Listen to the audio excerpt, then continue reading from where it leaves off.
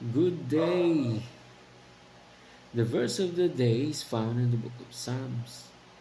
The Bible says, "For thou hast maintained my right and my cause. Thou settest in the throne judging right."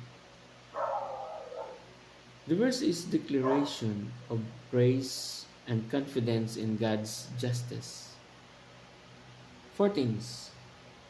Number one, God as the righteous judge. Number two, vindication and justice. Number three, trust in divine authority over human courts. Number four, encouragement in times of conflict.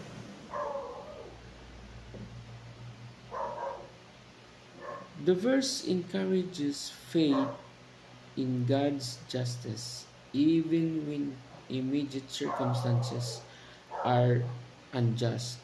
It calls believers to rely on God to vindicate them rather than seeking revenge or trusting solely in human judgment. Be blessed. Read your Bible because the days is at hand.